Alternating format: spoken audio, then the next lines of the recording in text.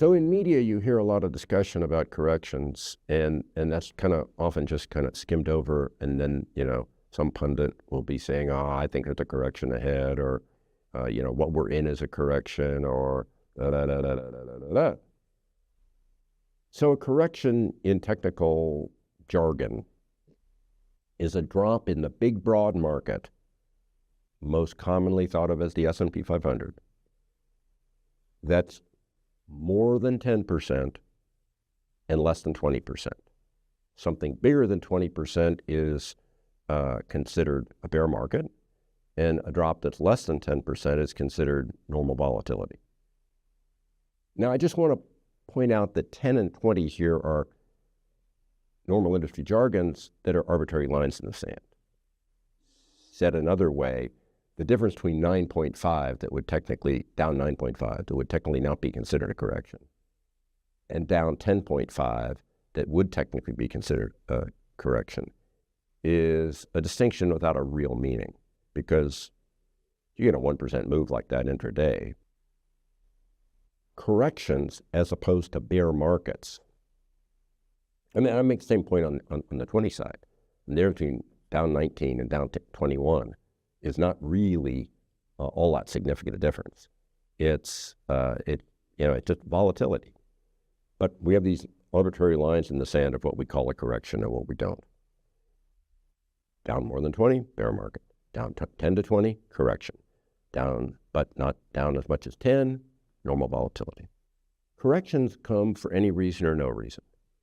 They don't signify economic weakness or strength or anything else. They almost always have a scary story, or sometimes 2 or 3 of them. They come real fast. Corrections kind of come out of nowhere off of a peak and go, woo, and that makes them real scary. And then they tend to come back about as fast as they disappeared. They commonly have a V-like pattern. Not a perfect V always, but a V-like pattern. Every once in a while, they have a W pattern. But the reality is they tend to be short, sharp, go away about as fast as they came, have 1 or maybe 3 really scary stories, which after it's over, end up seeming to be unimportant and or were totally false. But at the time seem sensational and hard to disprove. And are really just swings in sentiment. I want to talk about sentiment for a minute. I talk about sentiment a lot because it's actually very important to short-term moves in the market. Human emotion can move from being elated to being terrified really quickly. You think of it as an individual person having a night out on the town. I don't drink liquor myself, but maybe they have a couple of drinks. They're feeling pretty good. They're in town, going to some event. As they walk around the corner, there's 2 thugs with a gun and a knife. They move from elation to terror real fast. But it's really hard to keep ourselves elated for a really long time. It's too draining. And it's also really hard to keep ourselves terrified for a really long time. That's too draining as well. And when we think of the collective emotion of our culture, it's got a bandwidth of optimism versus pessimism that's hard to break above or below for too long. It doesn't sustain at those levels. It's too fatiguing. The correction takes us to real fast terror. But it's about a phony story, and we can't sustain that. And we get over it and we bounce back real fast. But sentiment is parallel to the concept of the demand for owning equities or the demand for owning risky securities. And it just, demand being defined in theory as the eagerness to own, eagerness being an emotion, it's just a measure of emotion. Sentiment is a measure of emotion about the eagerness to own or not own. And what corrections do is they get you from being where you were pretty optimistic, pretty terrified, pretty fast, and then they go away. And that resets the clock because, for a bull market, because people everywhere hate losses much more than they love comparable sized gains. Behavioral has proved this a long time ago. Buddy of mine and I proved that Europeans hate losses relative to gains more than Americans. Much of the world, no one's really ever measured very precisely, but we used the American methodology on the British and Germans and found that they were more loss averse than Americans are. So the down move of the correction resets sentiment down low, and even though you get the same move back up, that doesn't take the emotions up as high, providing a lower base for the next leg of the bull market. Should you worry about it? I wouldn't worry about it too much. I wouldn't worry about it any more than you worry every night about somebody breaking into your house. Of course, breaking into your house is more serious than correcting, because correcting comes and goes, and somebody breaks into your house, they might not go.